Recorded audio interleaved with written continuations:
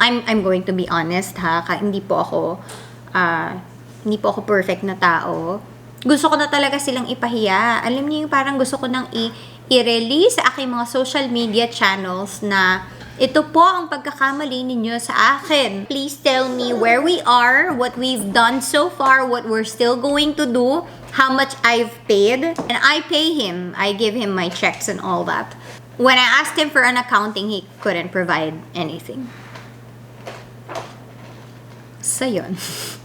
Diba? May sasabihin pa ba ako?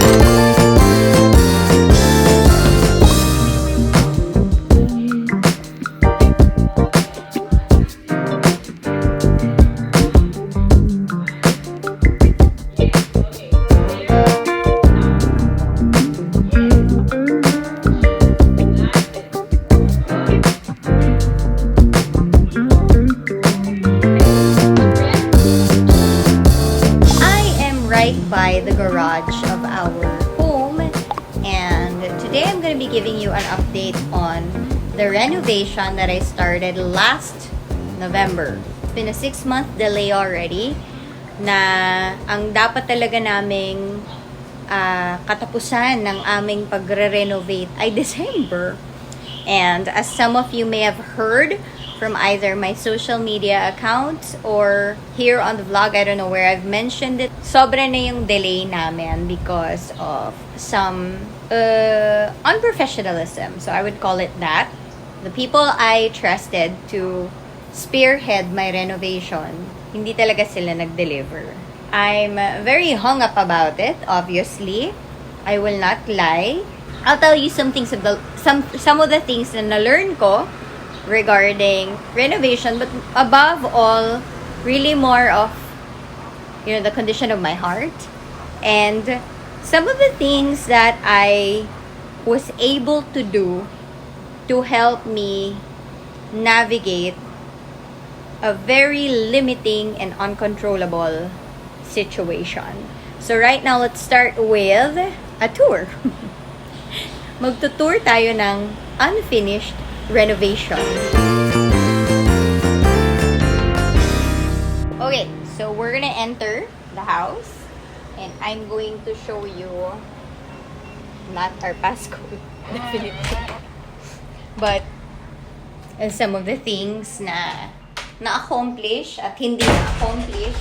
Okay, so sabihin ko lang na yung bahay namin ay ganito kagulo dahil sa renovation na to. Hi, darling! Ayan na yung anak ko.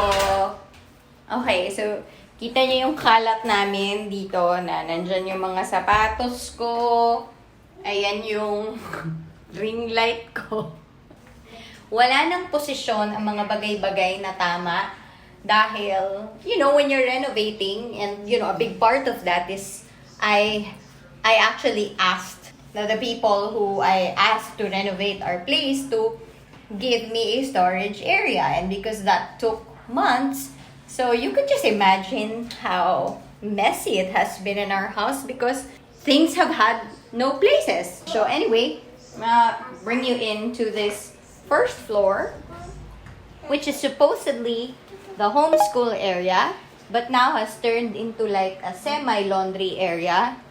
And then also half of it, dito natutulog yung kasambahay namin si Renelda. Ang kawawa sa lahat ng renovation na nangyari na to. Ang pinakakawawa, ito na ang mga labahin. And this is supposedly where she's going to stay. So I'll bring you there. So this is supposedly the dirty kitchen na naging laundry. Balikan natin yan mamaya. It's a bit finished naman. So this is what I had them make. Hi, Manu! So this is my dirty kitchen area. And then here's like where you can hang plants and stuff. Kapitbahay na namin yun. So, ito dapat yung laundry area namin nasa loob. But, for some reason, they got the measurements incorrectly. Although, I have given them the right measurements. Ito ang aming washing machine. Ito ang door. So, paano kaya yan kakasya? Naturally, hindi. So, anyway, pasok tayo. So, but anyway, ayan, hi Nato. Kasi si Nato ang aming loving driver, handyman, kuya sa lahat. So, ito yung dapat na kwarto or like where Renelda is going to stay. And then, this is supposedly, we're gonna build a cabinet here and all. I did this for her because she used to stay back there sa likod pa. I kind of didn't like that kasi parang walang nag-flow na hangin. Alam mo yun na. And I had to make do with the space that I already had. Which is kind of what I don't like here in the Philippines. Sa pag gumagawa ng bahay yung mga tao, parang afterthought lagi. Yung kung saan nakatutulog yung mga staff. Yun yung plano ko na magkaroon siya ng sariling area dito na hindi na rin natapos. But, may mga natapos naman. So, ito pa rin, more of our kalat. Ganda ng tour ko, no? Kalat tour. Di ba, Manu? So, I asked them to put shelvings for, tama naman, yung mga, mga stuff namin. Binago rin namin yung staircase. Hindi na siya spiral. I don't like spiral staircases. Hindi ko alam bakit na uso yon. And then here are the modular cabinets. Ito naman yung maganda. Maganda naman yung paggawa nila. So you can see that. And it was supposed to be put here, yung aming washing machine. Pero as you can see, hindi kasya. Hindi kasya. Yung anak ko lang ang kasya dyan eh, no? Manu, ikaw lang ang kasya dyan. So, and this was supposed to be like where she would like fold clothes and stuff. But, that's not gonna happen anymore because this is no longer the laundry room. And this is like the old banyo. So, nirepaint din yan. Kasi I wanted her to have like a better banyo also. But this is where it goes up and then connects to like the main house. But yeah, so you've got a tour of this space. I will leave it to your imagination to think of how nice this space is going to be. And I don't think we will really reach that point anymore because we are bound to move in like a month or two. Okay, my friends, since dati meron kayong ref tour, ngayon naman meron kayong washing machine tour. Nasa loob kayo ng washing machine. So, ito yung sa ibabaw. So, twin wash yung tawag dito. So, ito yung top part. Siyempre, siguro, makikita nyo, ito yung loob ng isang washing machine. Mamaya, papakita ko sa inyo yung sa ibaba naman.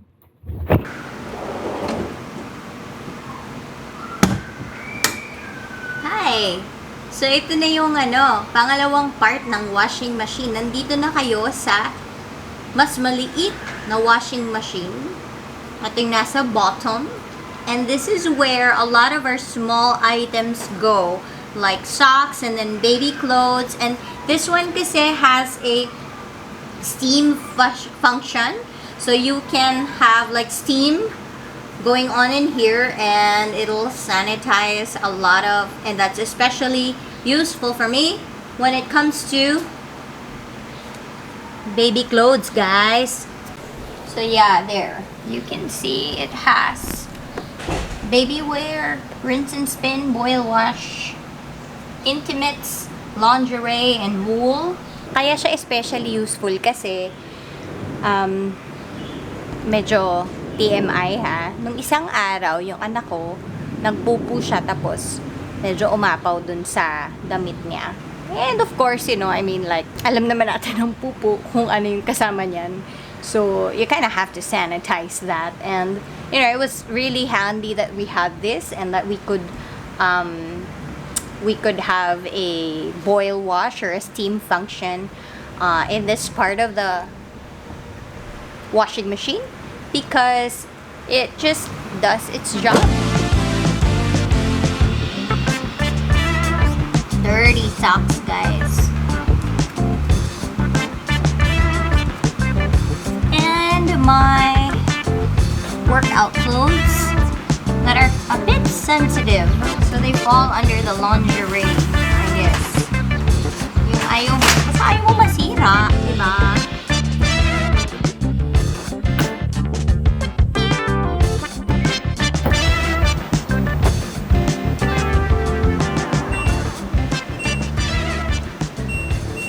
Guys, we've got the usual stuff.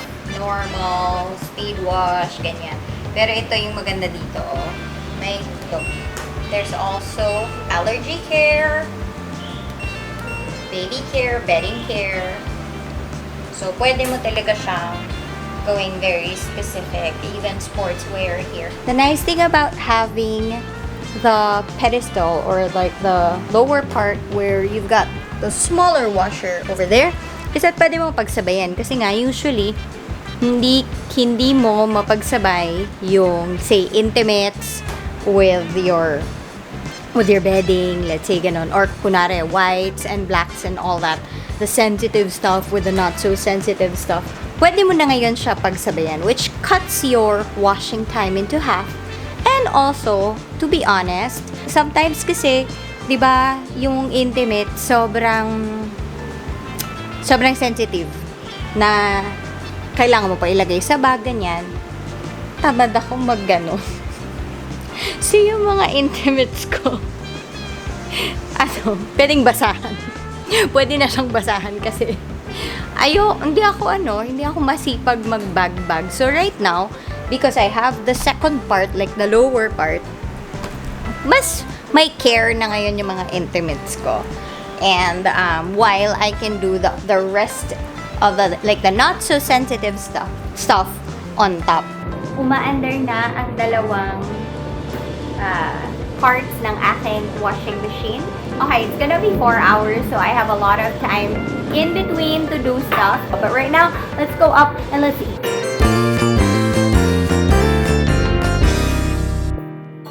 You want anything from there? What? Dihan, what? Dihan. What? You tell me.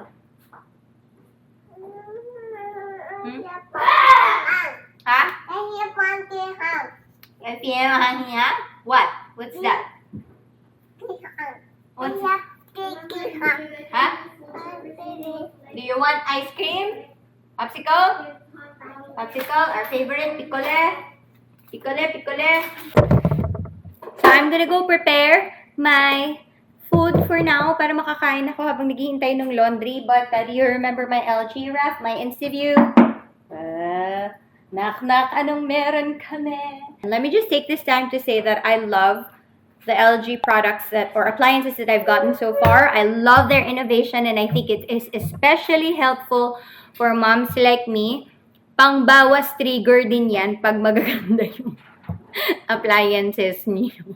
So one of these days, I'm going to come up with a vlog that shows you like my top 5, probably top 5 appliances or like home improvements that I feel like have improved not only the design or the decoration or the aesthetics of my home, but really the way we do life.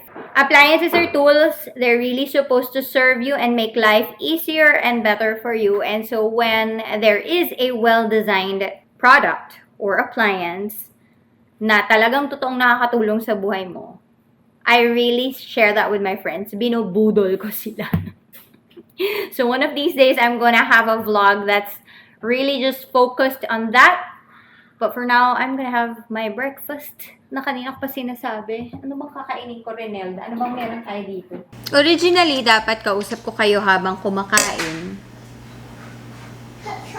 Kaya lang, gutom na ako. So, wag na lang muna tayo magpansinan. I want to eat. Okay. Busog na ako. Yay. I'm so very happy. So we can start making chika. Laglag ko na nga yung buhok ko. Oh! I think I came out with a vlog on my renovation ng mga around November. Everyone got excited for me. Because it's always exciting naman talaga if you're going to have like a new home or you're going to redesign. It's one of the most exciting things for me to renovate and to decorate our home and to just make it a really, really nice place for the family. And so I was very excited when we started the renovation. I got some people on board. So meron akong dalawang kinompare, and then syempre I naturally went with a cheaper option.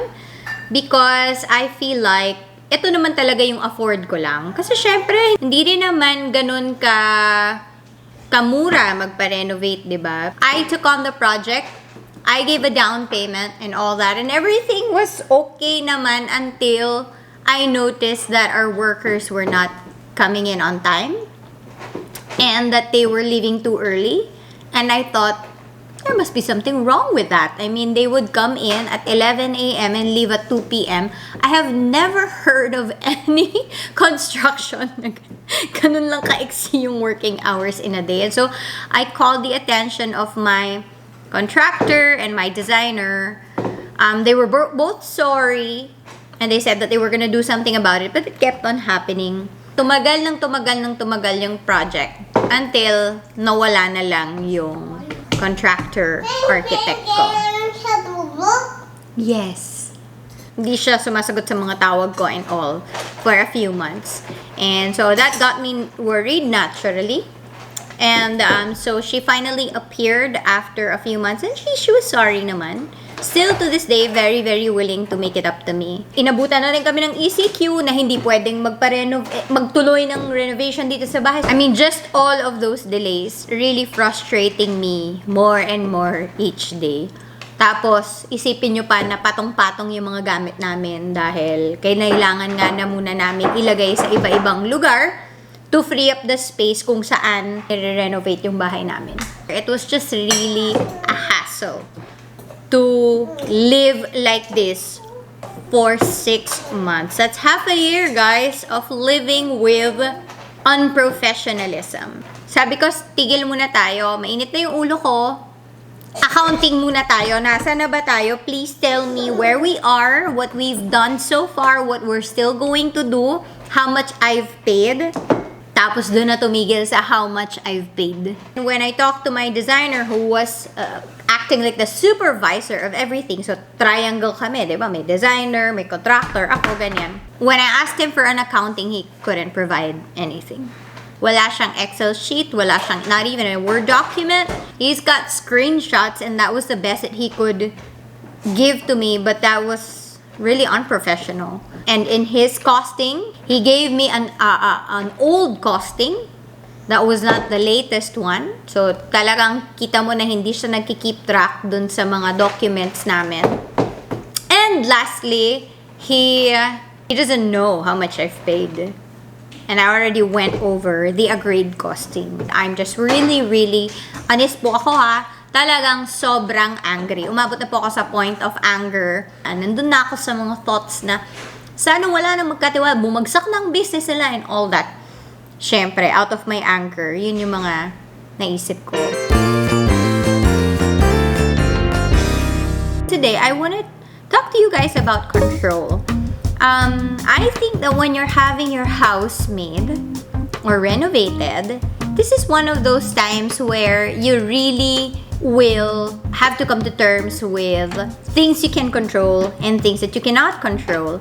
There are things that you want to happen, and then as you go along the way, because I've renovated na rin like my condo before. I've gone through several renovations in my life. I've worked with other people. And one thing that repeats is that there are things that you plan for and you are so excited about, and then when you get there, madidiscover na, nako, hindi pala pwedeng lagyan yan ng gusto mo. Because merong something foundational there that we cannot move or we cannot remove. I think that's true of anything, not only renovating the house. Life will have things that are beyond our control. I'm pretty sure that we share the the feeling na kapag meron tayong bagay na hindi makontrol, nahihirapan tayo. We get anxious. That is a reality of life that will keep happening over and over and over. Wars are like that. Pandemics are like that. Epidemics, calamities. Hindi natin makontrol pag may bagyo, pag may baha, pag may lindol. Lahat yun hindi natin makokontrol eh. Wala sa kamay natin yun. Importante na kapag meron tayong na-discover na something that is beyond our control, I think the next step after you get over that initial shock is to think of what is within your control, kahit na limited na lang yung choices mo, kasi I'm pretty sure meron pa rin yun. So I'll give you an example of yung aking laundry room nga. I would always send our laundry out. So finally, last year, sabi ko, ay, kuha na tayo. So nakakuha na ako from LG ng washer-dryer ko. And I was so excited to use it. It was the very first thing na sinabi ko sa contractor and designer ko na please unahin nyo yung laundry room. Tapos sa lahat-lahat pa talaga nang na-delay yung laundry room. Yun ang natitira ngayon na hindi pa tapos. Isang araw, parang nag-snap out of it lang ako na sabi ko, why am I being held hostage by somebody else's fault?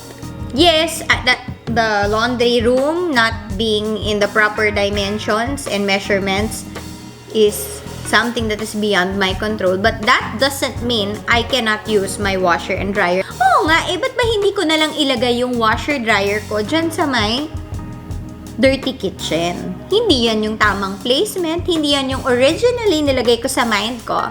But it doesn't mean it can't happen. And so that's what I did. Yes, there will be things that are outside of your control, but within those limitations, there's still some amount of control left for you. Something that you can control within it. And I think importante yon na mahanap natin yon. You know what? It's not so much about the money. It's not so much about how our life was impaired because of, well, a little bit of that, but you know, it's largely for me, how can I trust you? You've broken my trust. And that's a painful thing. Kaya nga pag may nagkakamali, parang gusto mo na maghigante. Kasi parang, paano pa ako sisingil kapag ganun? Pag may nagkamali sa akin, it cost me something. Somebody must pay for this. And that's when the whole unforgiveness thing was like right in front of my face na, ayan, unforgiveness yan, hindi mo siya ma-forgive. When we say forgiveness kasi, it's not so much that you're saying na wala silang ginawang mali. It's actually saying na may mali sila, but you're choosing not to make them pay for it anymore. And so, I think na it was very timely nung araw na galit ako sa kanila at gusto ko silang sirain. Ay, meron akong isang call with other women and we were gonna discuss the topic of forgiveness. And we're going through this booklet kasi na doon sa bandang huli, parang sinasabi niya na vengeance yung isang problema natin. Kapag kami nagkamali sa atin, gusto natin ng vengeance. Tama namang magalit ka kasi mali naman yung ginawa sa'yo. And that's even, you know, what the Bible says. We should be angered by what is evil, what is wrong. Pero I think yung mali ko lang is that I wanted the vengeance to be mine. But God clearly says in His Word na the vengeance is His. It's not really for me to do. Siya yung talagang magko-correct ng mga hindi tama para sa akin. And I think what's wrong with my heart back then is that I wanted to do it myself. Because in the beginning, I wanted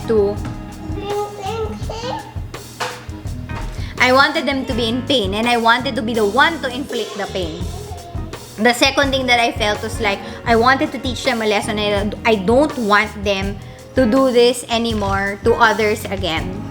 And parang after a while, yeah? Ha?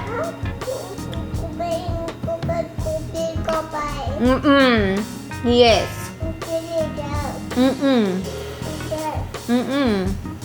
Even yung pagtuturo ng lesson sa kanila, kahit nasabihin mong hindi ko na gusto ng vengeance, is still not up to me.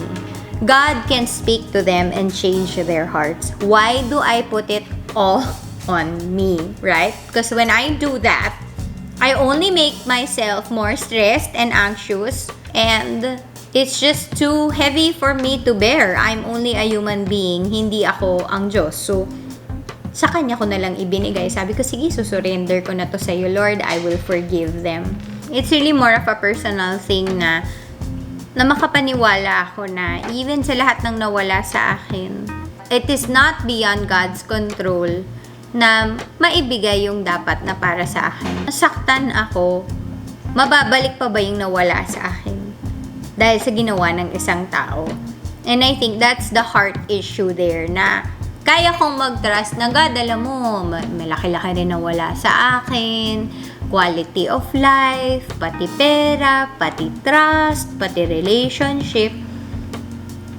Kaya ko pa bang maniwala na si God, kaya niyang hilumin yon, na si God, hindi pa rin beyond sa control niya yon, na He can still do something good and amazing and wonderful out of the mess that we are in. There are things outside of our control, but there are things that are still within our control, and there are things that we must believe. No, actually not there are things, but all things are under the control of God always. Thank you for giving me the time to share with you guys again today. Kahit na sa totoo lang, dapat naglaba lang naman ako, no? Nag-share pa ako bigla ng tungkol sa control. But I really do hope that kind of somehow helped you, and I'm sorry that you could hear the noise. You are watching a mommy vlogger. Vlogger na mommy. So, ayan na po siya. Eto na siya. Kanina pa siya ganyan eh, oh. Ayan. Pag nag-vlog yung nanay, dumadami talaga yung kalat. Tingnan niyo. Okay guys, till next vlog, make sure that you subscribe if you haven't yet. Turn on your notification bell because every week we are aiming to give you something new. Like, if you really like this vlog. And so, I'll see you next week. Bye!